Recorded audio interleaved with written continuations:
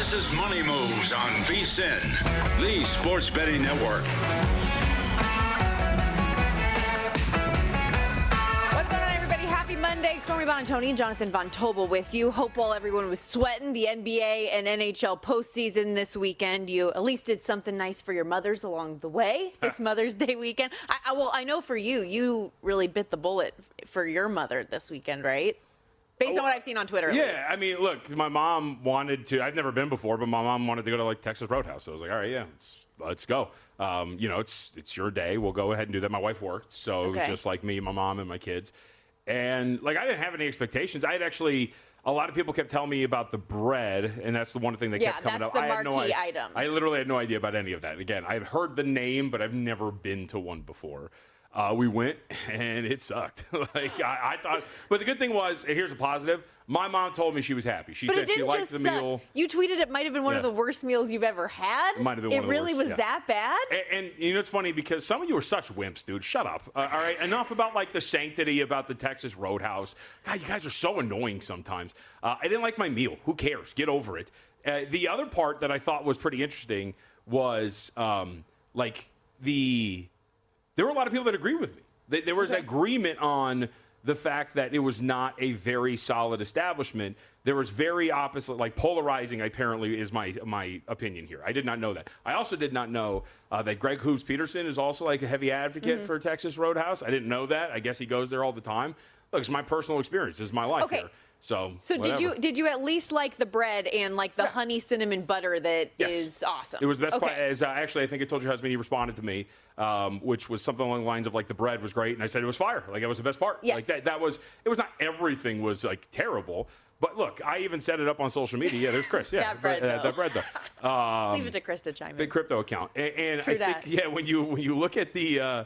Like the responses, people were getting mad. I was like, look, man, like I like Applebee's, and I'm saying that as somebody to tell you, I don't have high standards, and like it was not great. So but here's the thing: can I be fair really quickly?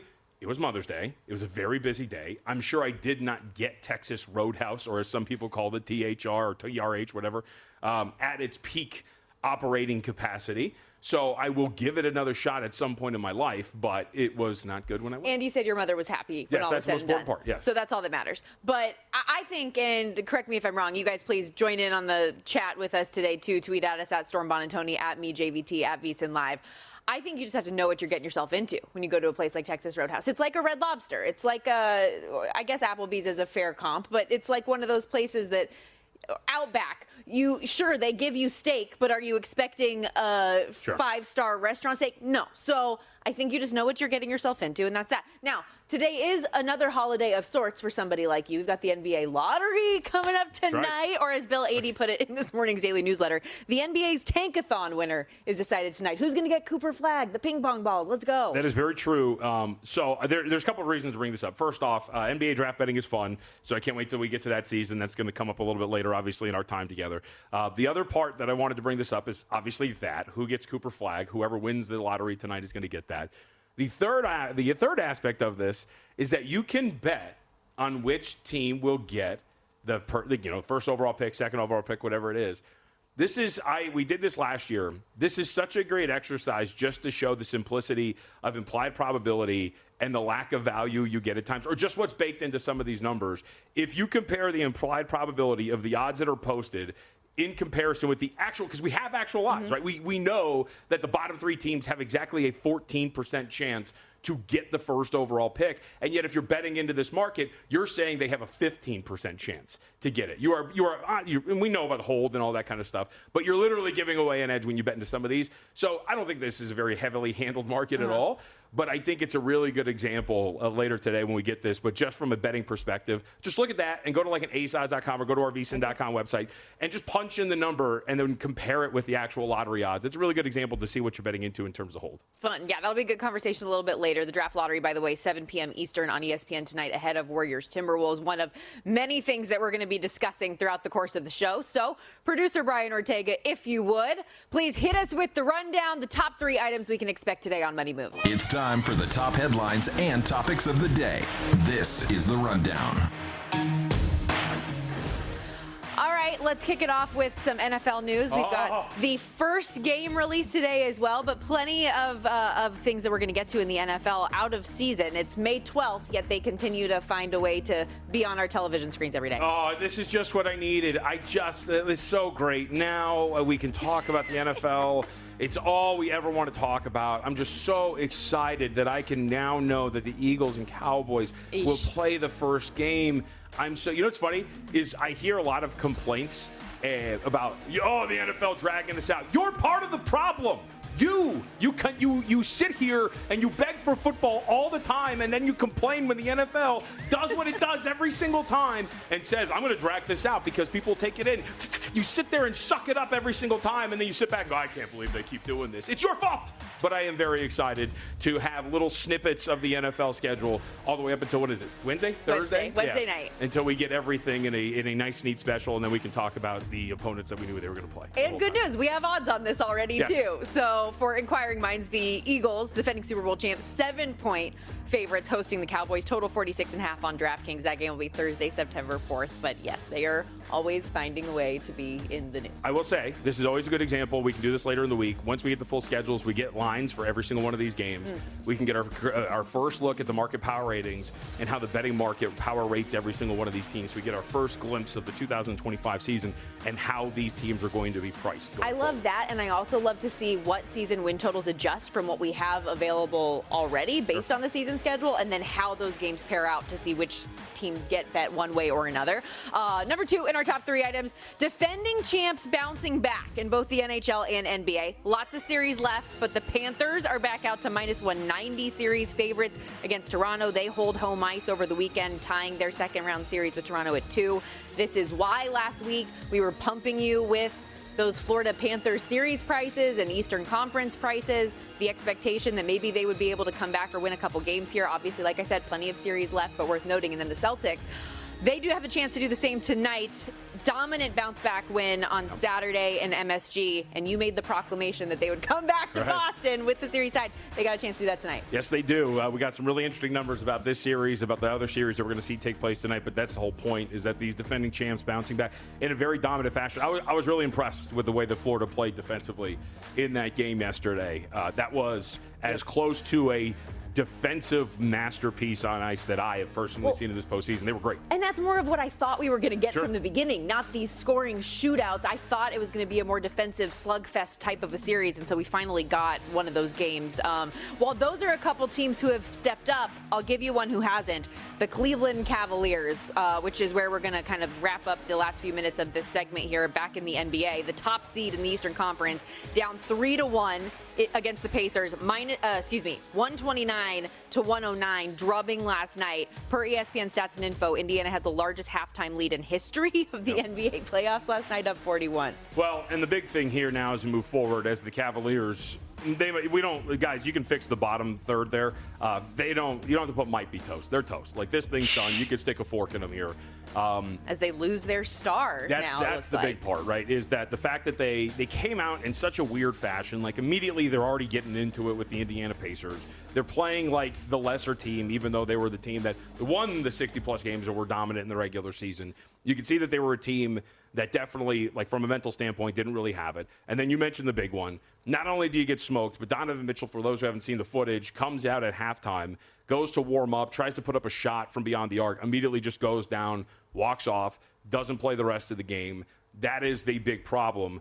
Look, injuries have played a part as to why the Cavaliers are in the hole that they are in. Having said that, you don't blow game 2. We're talking about a 2-2 series, despite all of this, going back home to Cleveland if the rest of it serves hold. Cavaliers have nobody to blame for themselves.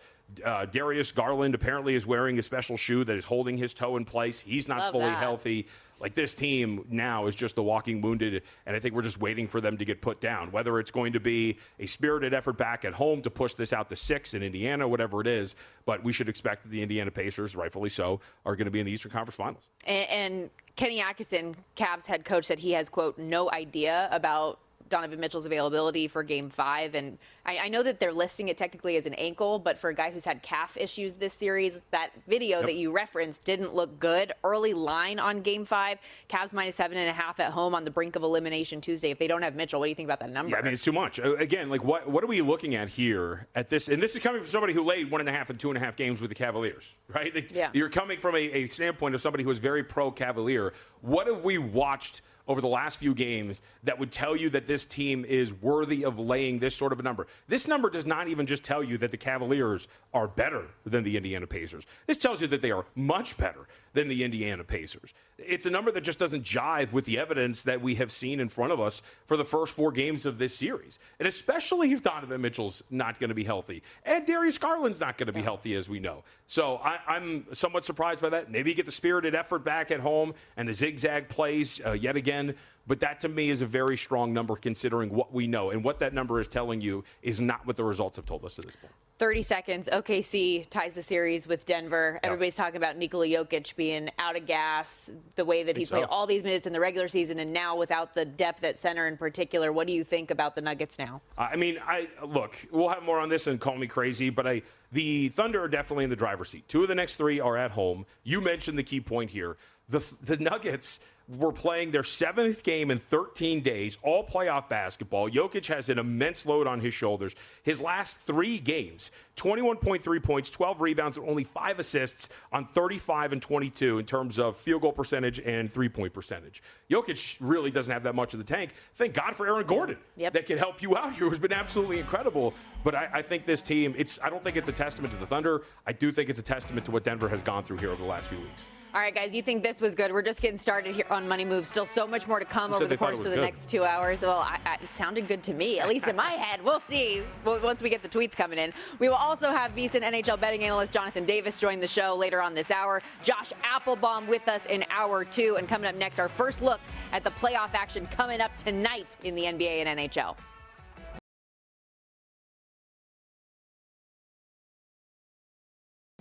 You're watching Money Moves here on VSiN, the Sports Betting Network. Back on Money Moves live in downtown Las Vegas, Circa Resort and Casino. Live on VSiN, the Sports Betting Network, Sirius XM Channel 158. He's JVT, I'm Stormy Buonantony. And being at home in the NBA playoffs is apparently the worst thing you can be. Home court disadvantage, as you've called it, and you had that whole article up last week. Through this round in particular, home teams just 4-10 straight up, 1-7 in the Eastern Conference. Indiana last night against the Cavs, the first home win we've seen in the Eastern Conference this round. And now we've got another one of those situations tonight with the Knicks and Celtics going head-to-head where everybody likes Boston, and who could blame them? Yeah, and here's the thing. So to the point of home court before we get to Boston and New York, again, and let's bring this back to Cleveland and Indiana. Look at that number. Like, that is a very strong home court being baked into that thing, like, just because they're coming back home. Now, here we have this one where, again, the Celtics are one of the highest power-rated teams we have seen in a while. They are a historically good road team. We have seen that time and time again with this iteration of the team, of the franchise, where they have gone on the road, Stormy. They have been brilliant away from home. This has been this team's MO for a very long time. So we can talk about the intricacies of bouncing back from beyond the arc and actually hitting open shots and doing all that kind of stuff. But I do think the market is at least getting this right and pricing it the way it is. You initially would look at something like this and go, wow, you really think that there's like a 9.5, 10-point difference on a neutral between Boston and New York? But the reality is probably like, no, it's probably closer to like actually 6.5. Yeah. But there's not that much home court potentially being baked into, I think, this game. What's interesting is the time that the market picks and chooses the spots to put the home court advantage in. For example, we have Oklahoma City and Denver back in OKC. It's a 10.5-point spread. Again, going back to the evidence we have discussed, you know, if we're presenting this in trial, what in the world have you seen that would make you think that you should make this 10.5? And yet here we are. So this game in particular, Celtics opened 6 and got out to 6.5. We'll see where it closes. Total moved a half a point down from 209 to 208.5. Why are you putting your hands together like that? What did I tell you? I told you guys, this is going to be, this is it. This is the test. I texted you guys. I don't know why I picked the number 17, but I texted you guys when they lost game 2, and I said, this is going to be 2-2 back in Boston, and the Celtics are going to win the 2 games in New York by an average of like 17 points per game. Well, I don't know why I picked 17, but hey, we can get there. And by the way, so you also talked about about the series price with Boston. Got as low as minus 115-ish at one point, which was obviously just such a good buy low spot on Boston, considering they opened 8. You were getting minus 900 as the price there. Now, just with them winning just one win of the series, they're back out to minus 300. You're going to say one measly game, weren't you? It was almost there. Almost the same price as the Pacers right now, who are up 3-1 in their series. They're down 2-1. Yeah, look, this is what happens when you have a power rating like Boston's. Like, there's going to be a very stubborn belief in the betting market in your ability to come back in a series like this. You can go back to when they were down 3-0 in that series against Miami. It was a price that many people were surprised by, and yet what happened? They came storming back. They won 3 straight, eventually lost in Game 7. So there's a lot for this one, right? First off, you mentioned some of the bounce back. Offensive rating of 133.7 in Game 3. Half-court offensive rating of 103.8 for the Celtics in that game as well. Offense completely turned things around. They went 20 of 40 from beyond the arc. After going 25 of 100 the first 2 games. Here's the most important one, though, for me, and I kept bringing this up when we talked about the first 2 games. 12 of 19 on uncontested three-point shots for the Boston Celtics in that last game. So, again, through the first 2 games, they were shooting 25% on uncontested looks. It was an abysmal shooting percentage on a shot that should go down at a relatively high rate. That bounced back in a completely different way, and again, generating nearly 20 or just about uncontested looks. That has been the constant theme, I think, in this series. We can talk about the Knicks, and you can talk about how gritty the Knicks are. Stormy, the Knicks have quietly done nothing on offense throughout this entire series. Yeah. They're at 102.5 offensive rating through 3 games, worst offensive rating in the second round. Knicks averaging 82.2 points per 100 possessions in the half court. That is the worst in the second round. If you look at their effective field goal percentage, it is the 3rd worst in the second round. So the Celtics have quietly done what they needed to do on defense. They have suffocated this Knicks offense throughout 3 games. The shots weren't going down in the first 2 games. And so when there's this like overarching narrative of like, why does the market not believe in the Knicks, and Joe Mazzulla should get fired, and you need to change your offense? It's absolutely ridiculous when you actually look at what transpired in the first 2 games, now 3, of this series with any bit of nuance. And I don't think it would be shocking to see them do it again today and go back 2-2. And I'll credit you. You said that repeatedly last week when everybody was making the comments about the 3-point shooting woes and that you need to change things up. Like, this is what they have done all season. It's got them here. They're not going to change it now. One angle that I have in this game tonight, I was looking at Celtics first half numbers. First half team total 54.5. First half spread minus 3.5. They have led by an average of 17 points per game at halftime in these games. Right. They have led New York by at least 20 at some point in each one of these games. So that's kind of the angle I'm looking at. I don't think they put up 71 first half points like they did in Game 3, but I do feel like they'll come out with that same sense of urgency, intensity, and that process kind of continues to get out to the hot start. They've despite the second half collapses that they had in those first 2 games, first half numbers, they were still winning and covering. Yep. And I think, too, another angle to look at it, because I would agree with yours, I think the other is, look, if you're going to bet Boston, if you think Boston's capable of covering this number, I think they do. I think you're looking at some alternate numbers. Okay. Because if this is a game that is going to be tight, that benefits New York. But if you're talking about the Celtics coming out and, again, doing what they're going to do, then that lends itself more to lopsided victories. We have seen it already, right? You mentioned the big leads they had in the first few games, what they did here in Game 3. Look what they did in the regular season against the New York Knicks as well. This is going to be just the way they play on offense. Those high-variance type games lead to blowing 20-point leads. It also leads to some very wide scoring margins. And even outside of lane 6.5, I don't think you could feel comfortable in going with some alternate lines as well. Remember, everybody, if you haven't checked it out yet, Edge Boost is the first ever bank account built for bettors, ensuring any and all gambling transactions are approved for you. No usage fees, no minimums. You get cashback rewards plus 100% approval for any and all betting deposits. Sign up today over at edgeboost.bet. And when you use our promo code for this show, money, deposit $25, Edge Boost is going to match that deposit for you. Go check it out at edgeboost.bet, and that helps you separate your gambling money from your day-to-day money. And if you're looking to put your gambling money in action tonight, maybe Warriors Timberwolves could be a place you're looking next after seeing the last 2 games, the way that it has looked without Steph Curry on the court. I personally am not of the belief that the Warriors can win another game. I think Saturday was kind of evidentiary support of that, where Golden State's up in the fourth quarter and just can't finish, and that's what a guy like Steph Curry is there for. He's one of your finishers. So how do you view this one tonight? Did you see the clip of Ant mic'd up when Gary Payton was defending him? Oh, no, I didn't. So Gary Payton's defending him, and Anthony Edwards tells him, I know what you guys are trying to do. He's like, you guys are just trying to hold out to get Wardell back for Game 6. And Gary Payton starts laughing. He's like, yeah, it's kind of what we're trying to do. Like, it's exactly what they're trying. Like, they're just desperately holding on. Maybe they can steal one of these games, and this could be a tied series or maybe just like 3-2, whatever it is, by the time you get to Game 6. I just don't know if that's going to be the case. Here's my problem, and it actually, I think, oddly echoes what we've seen from the Oklahoma City Thunder, which is, are we ever going to see this team get its offensive identity correct here in this series? In Game 1, they had an offensive rating of 93.6. In Game 3, they had an offensive rating of 108.5. Their offense has just been very disjointed. The shooting has been pretty poor for them, 33.7% from beyond the arc. And the troubling part for for Minnesota, is that if you look at some of the shooting numbers, they're actually shooting relatively well on wide open attempts. Like, this isn't a Celtics thing, right, where the Celtics were generating a ton of uncontested looks. They just weren't going down. The Timberwolves are actually hitting their uncontested looks. It's just everything else isn't going down for them. But you're starting to see, I think, small little signs. Like, one of the things you and I kept discussing in the last few games was the shots at the rim, right? Generating high volume, can you start to take advantage? In Game 1, they went 17 of 32 at the rim, just 53%. Again, you should not be flipping a coin every time you go to the rim.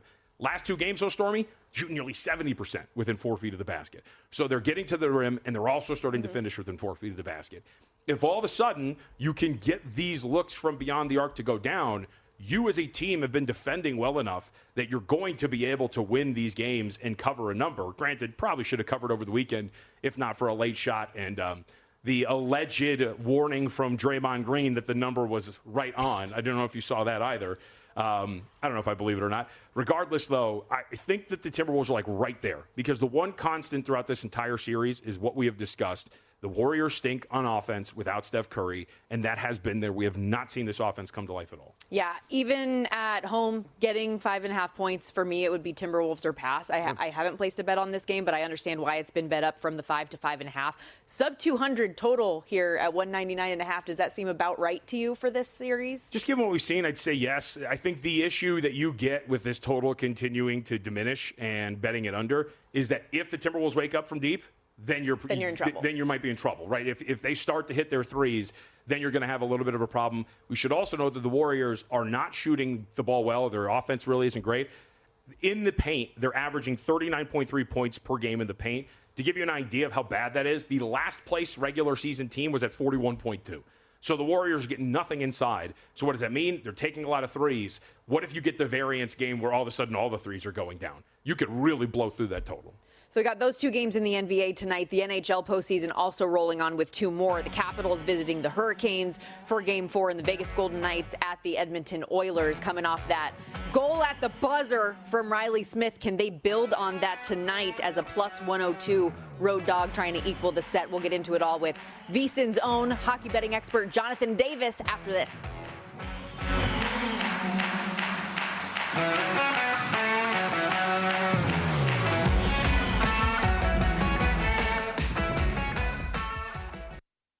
You're watching Money Moves here on VSiN, the sports betting network.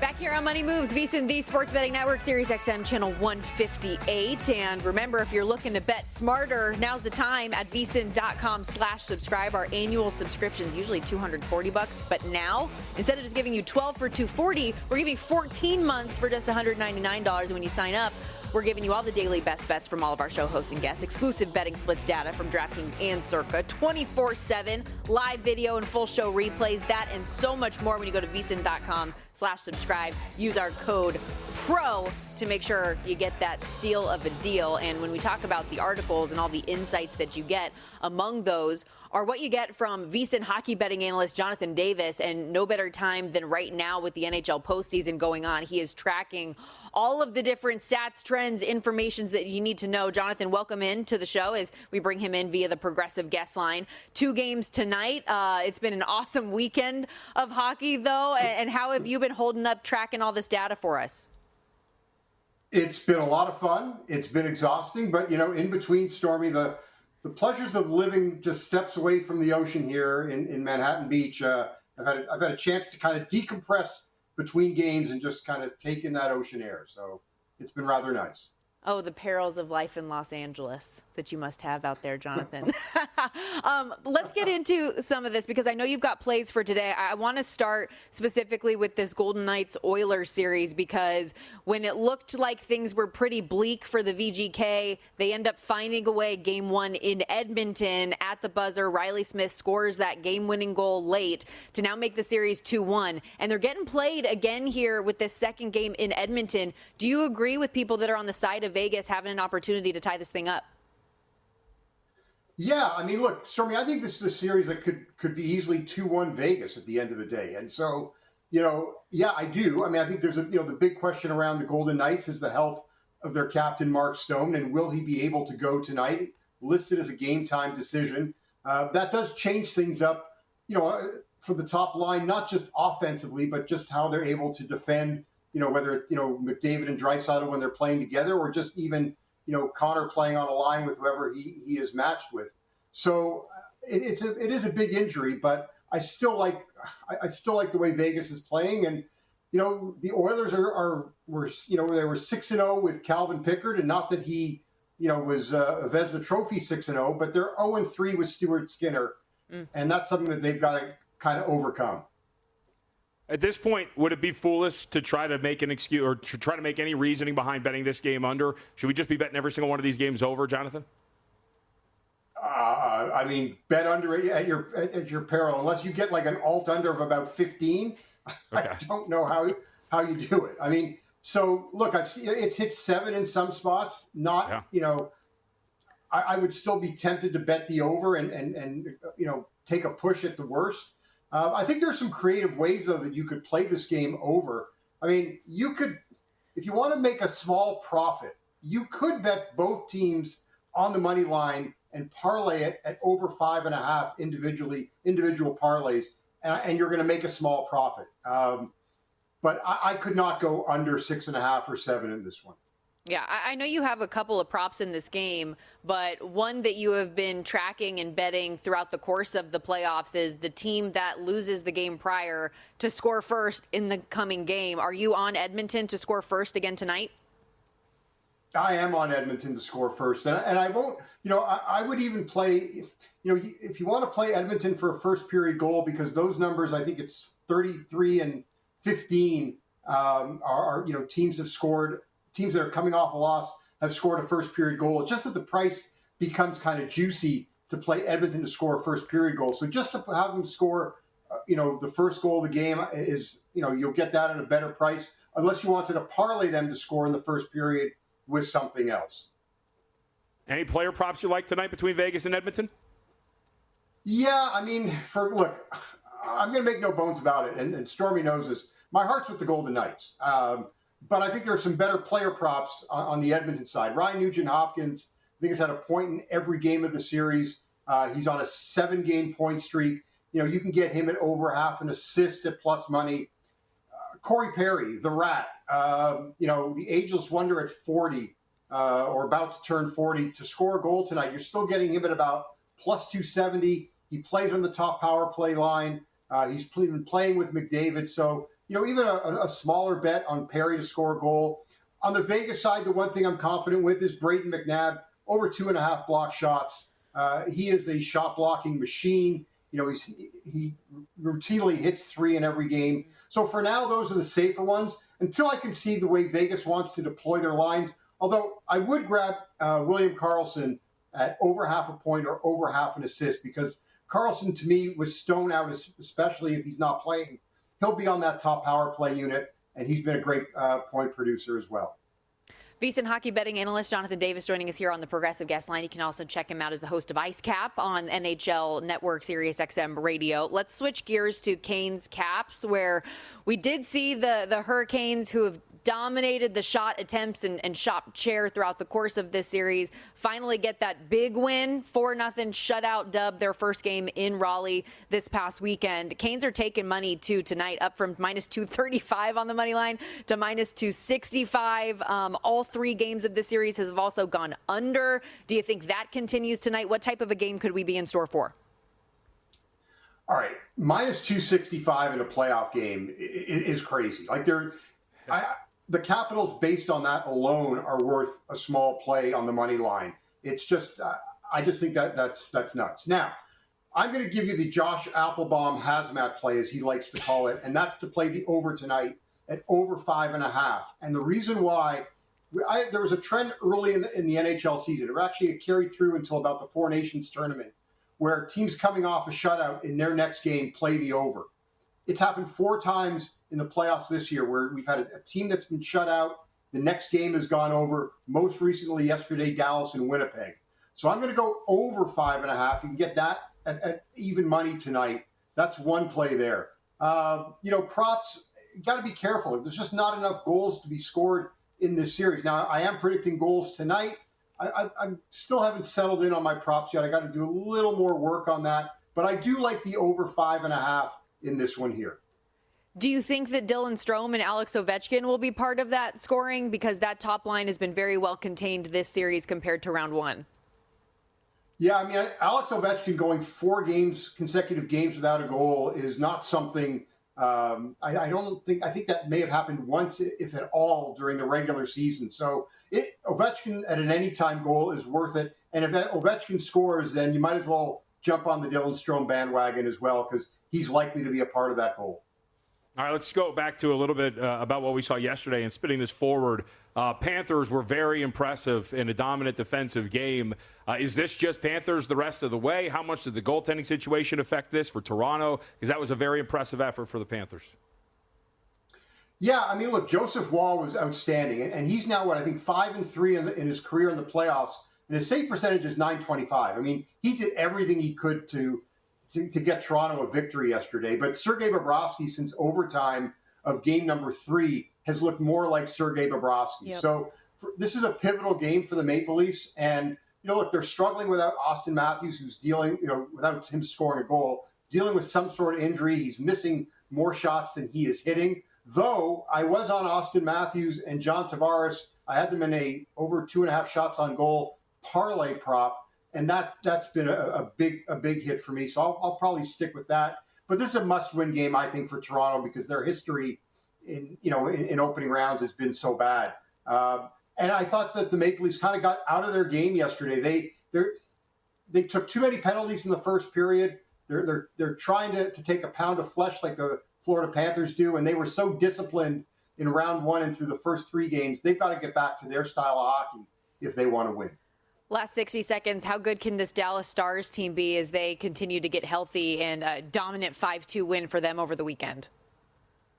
Well, look, they could be very good, and they're cup contending worthy. But the bigger question is Connor Hellebuck on the other side, 1-10 in his last 11 road playoff games. He's lost 8 straight.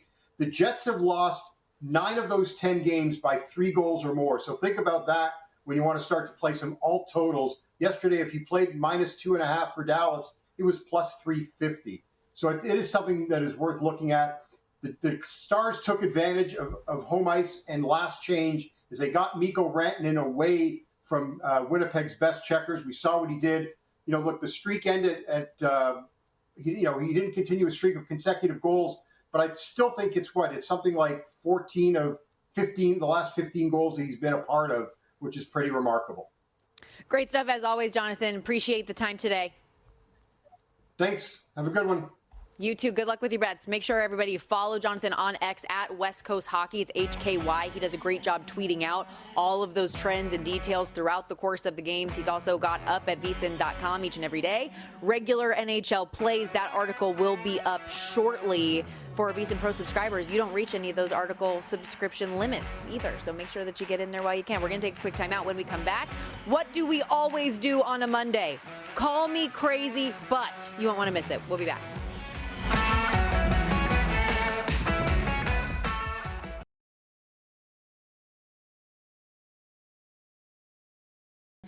You're watching Money Moves here on VSiN, the sports betting network. Put on your tinfoil hats. I feel like I'm taking crazy pills. The whole world gone crazy. For Call Me Crazy, but... All right, it's a Monday, so you know what that means. Time for Call Me Crazy, but Stormy Buonantony, Jonathan Von Tobel with you back here on Money Moves. I'm going to kick things off here because We got the news this morning that the Cowboys and Eagles are going to kick off this year's NFL regular season. It's the first of what will be many trickle-out schedule reveals ahead of the actual schedules being coming out, in their entirety on Wednesday night. Announced.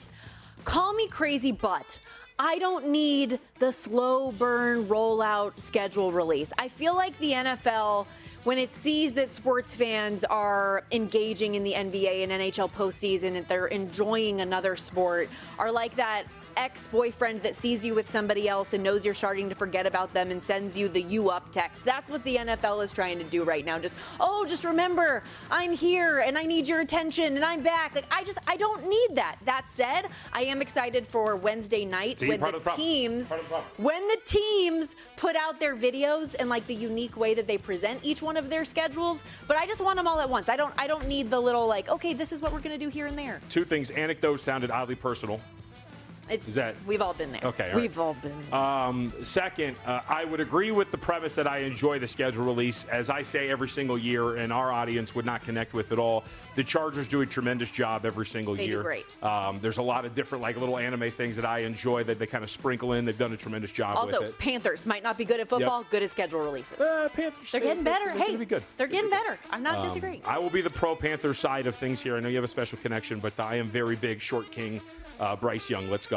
So I would agree with the general premise. Look, just release it. Who cares? And then we'll pour through it, and then we'll freak out, just like we did last year. I don't know if you know this, but remember last year, after Christmas, that was one of the toughest schedules in the National Football League for the Pittsburgh Steelers. And we heard it over and over and over and over and over and over and over again. So I can't wait to do that over and again. But I'm with you. Who cares? And for the most part, win total-wise, it doesn't really affect that much, actually. Some spots, I don't know, maybe you see a 10, 20-cent move in one direction, but an 8.5 is not going to turn into a 9.5. We know what the opponents are. Yeah, very rarely do those move, but we do see juice shift, and I think the Steelers were, to your point, prime evidence of that last year. Did you know that? Did you know that, by the way? Rumor had it. I heard it. Also, I don't know if you know this, Mike Tomlin never had a losing record. Whoa, what? Yeah, it never happened before. I don't know if we ever do it. All right, look, I don't want to overreact, but the Thunder are fine. Call me crazy, buddy. Excuse me. Sorry. Sorry. Some people. Thunder are fine. Look, you're fired. I saw a lot over the weekend. Again, we are so hyperbolic, dude. We are so hyperbolic. First off, I saw this is my favorite tweet from the weekend is somebody tweeted me and goes, "What's this great Thunder defense I keep hearing about? The Nuggets are getting whatever they want." The Nuggets have one of the worst offensive ratings in the second round of all the postseason teams. What are we talking about? They're getting whatever they want. They're getting absolutely nothing in this entire series from a defensive standpoint. You know what has sucked for the Thunder? Their offense. Their offense has been abysmal throughout this entire series. Some numbers for you here, and this does need to improve, Stormy. Secondary scoring for the Oklahoma City Thunder. Shai Gilgeous-Alexander has been fine, but Jalen Williams outside of Game 3 because they dominated in that game, or he dominated in that game. 14 points on 29% shooting from the floor. Lou Dort, who got benched down the stretch of the game yesterday, 8.8 points on 29% shooting from the floor. Chet Holmgren for the series, 13 points on under 40% shooting from the floor. That has to get better. But you know what doesn't? Their defense. They've been great. Jokic has been tired, but part of the reason why Jokic has been tired is because he has almost every single body coming at him on every single possession, and this is a same defense that has held Jokic to 21 points, 12 rebounds on 35.6% shooting. They're also going back home in a tied series with 2 out of the next 3 coming in Oklahoma City. I understand not being impressed with the way that a lot of people, including myself, as I have called it, the Western Conference is the Oklahoma City Invitational. By the way, that could still be true. But to talk about this team in this fashion, they're fine. Their defense has been great, and I think they're going to win 2 out of the next 3 and move on. Okay. And I do not think that you're crazy for that at all. We've talked about it, especially even in the series with the Clippers. This is a Denver Nuggets team that for some reason just won't die. Okay. But they are not as good as their record in the postseason has indicated to this point. So I'm with you there on OKC. I'll stick with the NBA for this one. Call me crazy, but the Celtics down 2-1 have the Knicks right where they want them. I think that $3 is a perfectly appropriate price for the Boston Celtics right now, even trailing in this series. I think they win and handle business tonight to tie this series at 2. I don't know if they lose another game the rest of the way. They have the entirety of the postseason or this series? No, this series. Okay, this series. I mentioned it off the top of the show. They have had at least a 20-point lead at some point in all of these games to this point. They shouldn't be down 2-1. They have crumbled for some strange reason because of their shooting, which, as you have mentioned multiple times, is how they play the game. They're going to continue to shoot, and more often than not, they're going to fall. I am all Celtics here. I'm down. I ain't going to disagree at this point at all. And as we have discussed, again, you're going to win these 2 games by an average of 17 points per game. And we're going to be perfectly fine. I'm even just looking at some of the. So, Cat shooting 43%, down 10% from his regular season, particularly bad in Game 3. Jalen Brunson had some huge clutch minutes, but averaging just 9 points on 35% shooting in the first halves of these games. OG Anunoby, 3 of 15 shooting the last 2. For me, I just New York cannot continue to dig themselves in these holes, and if those guys aren't going, who else is?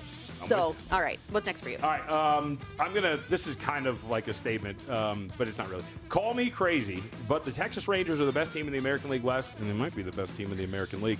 What? They go out to Detroit over the weekend and take 2 out of 3 from the Tigers. The back end of the series, their offense was incredible. They plated 16 runs in the last 2 games of the set against Detroit.